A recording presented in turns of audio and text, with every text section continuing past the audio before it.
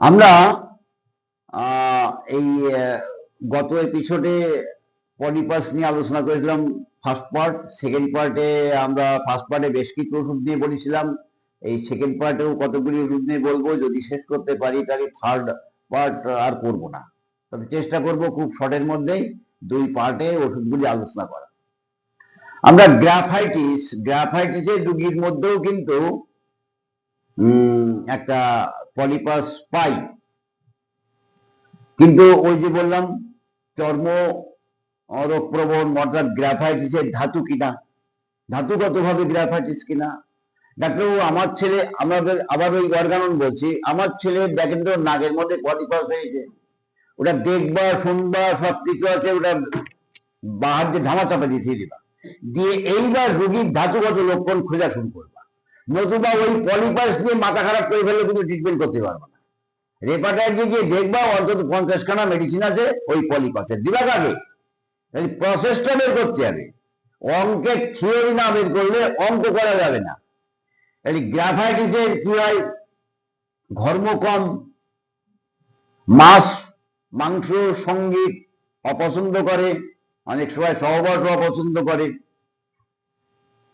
আভ্যন্তরীণ একটা জ্বালাবোধ, কার্বন জাতীয় মেডিসিন, আভ্যন্তরীণ জ্বালাবোধ, ঘর্ম কম, চর্মরোগ প্রবণতা, একটা ভুলমন, বুঝলে করেছি কি আমি এটা করেছি কি, এটা দরজাটা দিয়েছে কি, এই কথাটা বলেছিলাম কি, এইরকম একটা কনফিউশন তার মধ্যে থাকে। আর একটা শিশু হলে বা বড় হলেও আর একটা জিনিস তোমরা পাবা, স্টুল, অর্থাৎ পায়খানাটা মোটা মোটা হয়, মানুষ ছাড়া তার পায়খানাটা মোটা মোটা হয়, ভেঙে ভেঙে টুকরো টুকরো হয়ে পড়ে, আর মলের গায়ে একটা আম জড়ানো থাকে। এটা বহু পূর্বে ছিল, ওই ওষুধ খেয়ে খেয়ে কমেছে, কিন্তু 6 মাস আগেও ছিল, 1 বছর আগেও ছিল। ওখানেও কিন্তু তোমরা ধারণা করবা, দিতে বলছি না, ধারণা তো তোমাদের, ওষুধ দেওয়াটা কিন্তু তোমাদের, আমি তো ওষুধ দিয়ে দেবো না, আমি শিখিয়ে দেবো যে ধারণা করবা যে গ্রাফাইটিসের পেশেন্ট নয় তো, গ্রাফাইটিসের পেশেন্টও কিন্তু একটু মোটা হয়, বুঝলেন, একটু মেদবহুল হয়। তো সেগুলি তো দৈহিক সাইন, একটা চর্মরোগ প্রবণতা থাকে, নিশ্চিত স্রাবগুলি আঠা থাকে। ওই তোমরা এনসিডোটে দেখবা 3টে এফ দিয়ে বোঝানো আছে, ফেয়ার, ফ্যাটি, ফ্লাবি।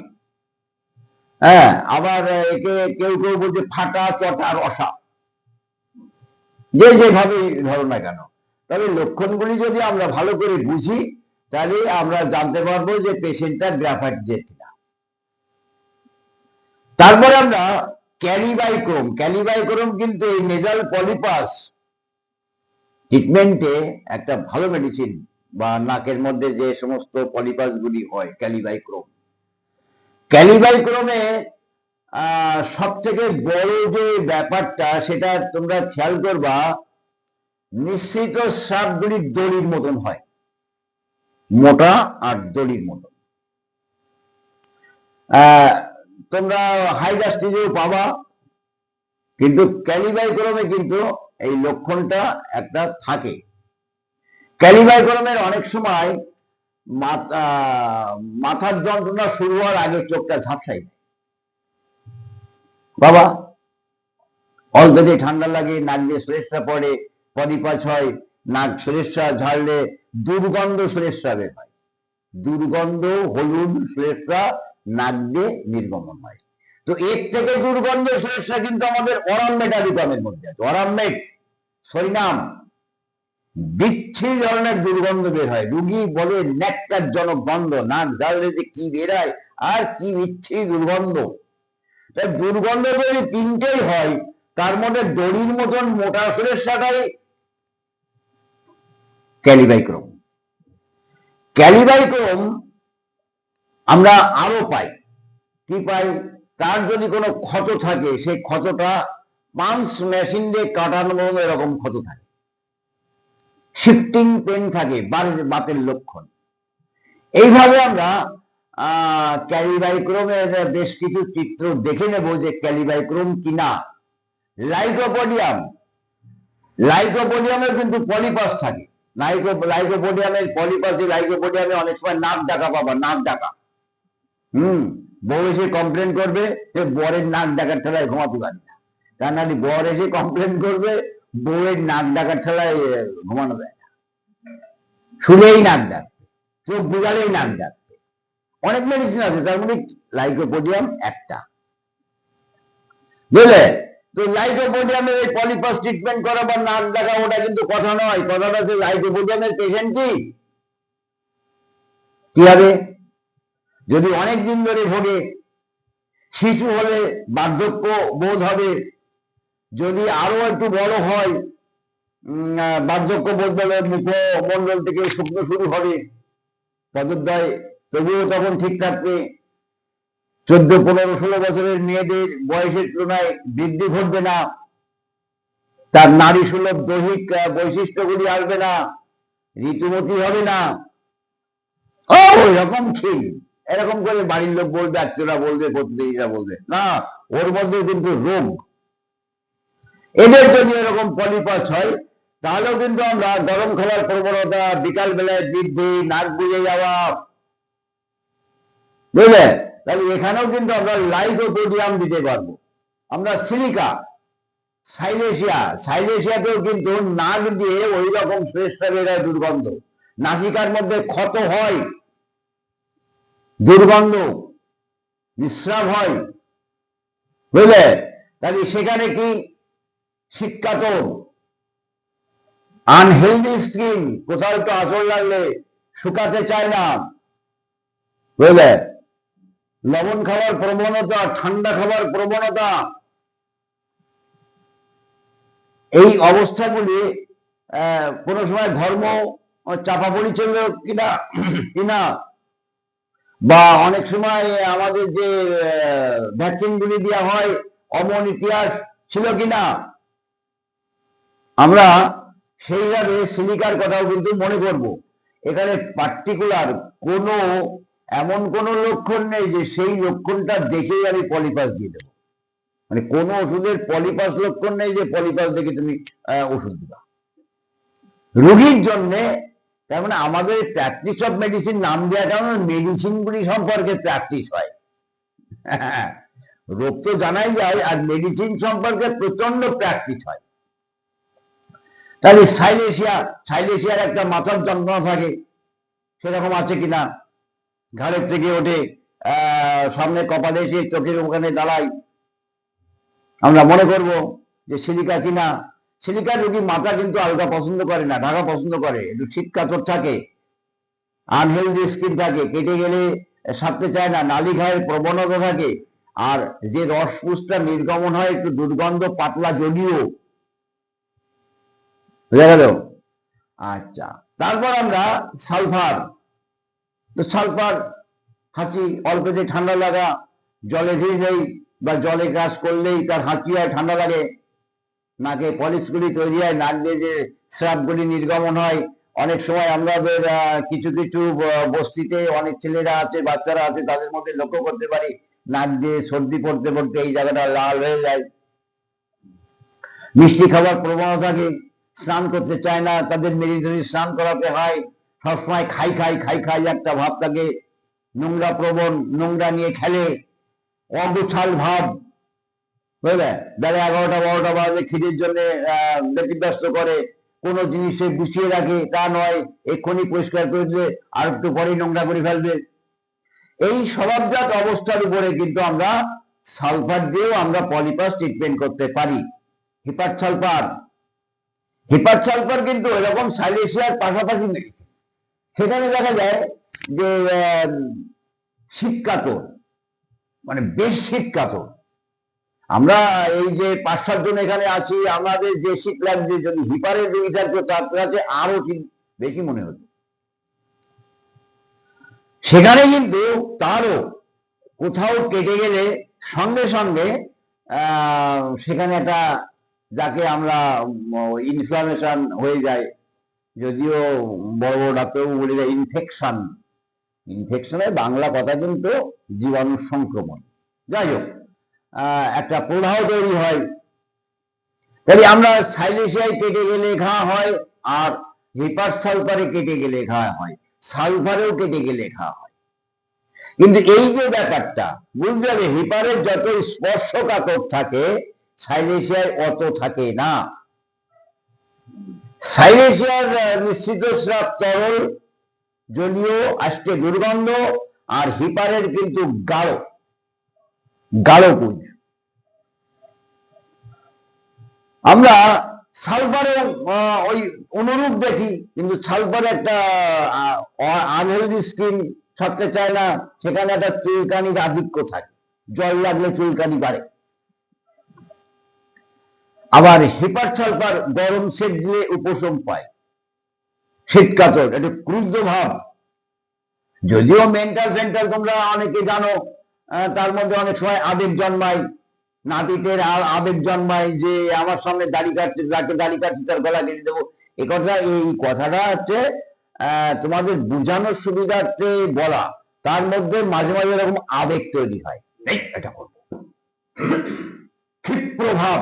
সে যদি খেতে বসে খুব দ্রুত খায়, তার সবকিছুর মধ্যে একটা ক্ষিপ্র হটকারিতা, এটা আমরা হিপার সালফারের রোগীর মধ্যে থাকি। নিশ্চিত স্রাব বলে অম্লত টক গন্ধ, ঘামেও টক গন্ধ থাকে, সাইলেশিয়ায় আষ্টি গন্ধ থাকে। বুঝলেন তো? এই দেখবা আমরা যখন কেস রেকর্ড তোমাদের পড়াবো সেই চুরাশি থেকে, তখন দেখবা ডাক্তারের নাক, কান, চোখ কত খোলা রাখতে হয়। তোমরা ডাক্তারি করতে করতে লক্ষ্য করবা যে একবার এই গন্ধটা নাকে গেলে এমন ভাবে তোমাদের মনের সাথে গেঁথে যাবে যে ওই ধরনের রুগী আসলে তোমাদের মনে হবে এই মেডিসিন না তো। মনে আছে এই অ্যাসিড ডাইজেটের পেশেন্টটা এখানে সেই প্রস্রাব করে দিল।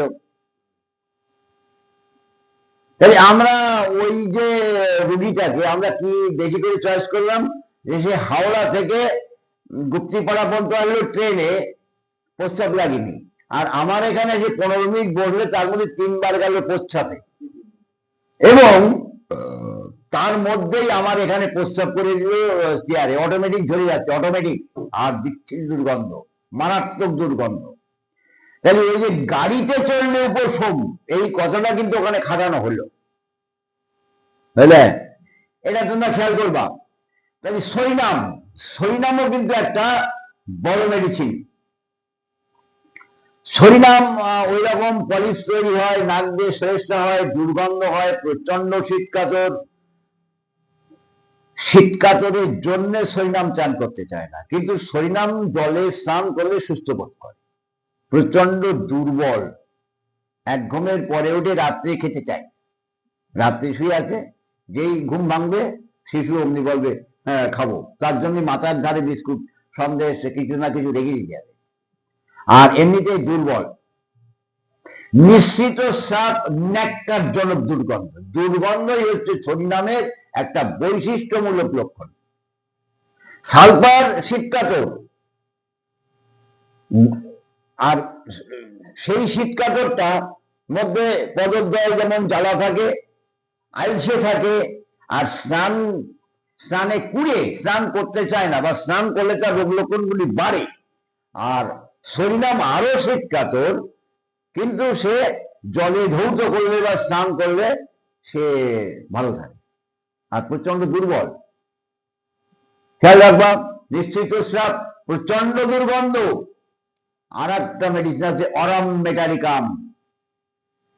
অরাম মেটালিকামের পলিপাসের সাথে অনেক সময় আমরা দেখেছি নাসিকার মধ্যে ক্ষত হয়ে হাড়গুড়ি পর্যন্ত খেয়ে যেতে, বুঝলে? নিশ্চিত স্রাব দুর্গন্ধ, রাত্রেবেলায় বৃদ্ধি। যদিও যদি শিশু হয় তার আত্মহত্যা প্রবণতা পাওয়া যায় না, কিন্তু তার মধ্যে একটা বিষণ্ণতা ভাব থাকে, বাতের একটা প্রবণতা থাকে, মাতৃকুলে বা পিতৃকুলে সিফিলিস হয়েছিল। বাবা ঠাকুর দাদার এমন ইতিহাস কিন্তু সংগ্রহ করলে করা যায়, নিশ্চিত স্রাব দুর্গন্ধ, নাক দিয়ে যা পড়ে। তাহলে আমরা এই হিসাবে যে মেডিসিনগুলি আশা করি করলাম, কিছুটা বুঝলে আমরা এই দুটো এপিসোডেই ঠিক করতে পারলাম। তাহলে আমি তোমাদের বারবার করে বলছি, পুরাতন যে রোগী তোমরা ট্রিটমেন্ট করো না কেন, any kinds of chronic disease, সেখানে কিন্তু তোমার প্রেজেন্ট যে সিমটমগুলি রুগী এসে বলছে, সেগুলি আমি বলছি না যে তার গুরুত্ব দিও না, সেগুলি শোনো, তার মরালিটিসটা, তার অনুভূতিটা নাও, নিয়ে রাখো, রেখে এইবার তার ধাতুগত লক্ষণগুলি খোঁজো যে আমার পেশেন্ট কোন মেডিসিনের। যখন মনে করবো যে না এই মেডিসিনটা সন্দেহ হচ্ছে, তখন এই যে লক্ষণগুলি আমি প্রথম প্রেজেন্ট কমপ্লেন এসে বলছিল, সেই লক্ষণগুলি ওর সাথে যখন যোগ করব, তখন বুঝতে পারবো হ্যাঁ একটা ভালো চিত্র অঙ্কন হলো, ওষুধ আমি নিশ্চিন্তে দিয়ে দিলাম, আর হবে। দেখো, ওষুধ যদি তোমার হাতে সিলেকশন হয়, তাহলে কিন্তু দুটো মেডিসিন হবে না, একটাই হবে, লব সিমিলার, লব সিমপ্লেক্স, লব মিনিমাম। যারা ওষুধকে চয়েস করতে পারে না, দুটো, তিনটে, চারটে, পাঁচটা পোটেন্সি একসাথে দেয়, এটা খাবেন, সেটা খাবেন, ওটা খাবেন, তারা নিজেরাই জানে না আমার রোগীর জন্য কোন মেডিসিনটা প্রযোজ্য। কে বলবে, কাকে বলবে? এই রকম এরকম লম্বা লম্বা সার্টিফিকেট তাদের কাছে আছে, বলার কিছু নেই, বুঝতে পারছি তো? যাই হোক, এটা কিন্তু হোমিওপ্যাথি কথা নয়। ওয়ান মেডিসিন যখন অ্যাপ্লাই করবা, তখন আমার ভুল হতে পারে লাইকোপোডিয়াম দিয়ে, আমি যখন পরের দিন দেবো তখন ন্যাট্রামিউট দেবো, কিন্তু ন্যাট্রামিউট দিয়ে, লাইকোপোডিয়াম দিয়ে, সিপিয়া দিয়ে, সরিনাম দিয়ে, ক্যালকেরিয়া দিয়ে, ক্যালকেরিয়া দিয়ে, হাইড্রাসিস দিয়ে একসাথে 3D করে দেওয়ার কিন্তু হোমিওপ্যাথি কোনো থিওরি নেই। সবটাই আলাদা, প্রত্যেক মেডিসিনটাই প্রত্যেক মেডিসিন থেকে আলাদা। এই যাবে অভ্যাস করবা কেস রেকর্ড করা, দেখা গেল তোমরা যদি কেস রেকর্ড প্রথম থেকে অভ্যাস না করো রুগীর কেস রেকর্ড করা, তাহলে একটা সময় গিয়ে কিন্তু আর কেস রেকর্ড করতে পারবে না। আর কেস রেকর্ড না করলে তোমরা কিন্তু ট্রিটমেন্ট ভালো করতে পারবে না। দেখো, আমার কাছে যে পেশেন্ট আছে তোমাদের সামনে, 1 ঘন্টা হোক, 1 ঘন্টা হোক, 45 মিনিট হোক, আমি কিন্তু উইদাউট কেস রেকর্ডে কাউকে ওষুধ দিই না। হ্যাঁ, আমি যদি বুঝি ইন্ডিভিজুয়াল অ্যাকিউট ডিজিজ, যা একটু বিরিয়ানি নিয়ে খা, যা বাচ্চা। তাহলে আমরা এই যে পলিপাস নিয়ে আলোচনা করলাম, এর বিস্তারিত যে আলোচনা করলাম, তোমরা আবার শুনবা এই এপিসোডটা। দেখো, আমি এই 70 বছর বয়সে এসে এই যে প্রত্যেক দিন একটা করে এপিসোড বা কোনোদিন দুটো করে এপিসোড আপলোড করি, বা এগুলি আমি রেকর্ড করি, আমার ভিউয়ার দিয়ে আমি টাকা পাবো, এটা কিন্তু আমার উদ্দেশ্য না, জানো তো। আমি বর্তমানে আমার এই সম্পদ, এই 40 বছরের অভিজ্ঞতার সম্পদ থেকে যাবে। যদি কোনো সহৃদয় ছাত্র বা ডাক্তাররা কন্টিনিউয়াস এইগুলি ফলো করে, আমি আশা করি তাদের কিছু উপকার হবে। আর যদি কোনো পাবলিক এগুলি শোনে, তাহলে বুঝতে পারবে সঠিক হোমিওপ্যাথি চিকিৎসাটা কেমন, আর এই যারা আমাদের এলাকায় করছে, অমুক জায়গায় যে করছে, এটাও বা কেমন, এটা অন্তত তাদের পক্ষে সুবিধা হবে। আরোগ্য কি, উপশম কি, তাদের জানতে সুবিধা হবে। ঠিক আছে, রাখো।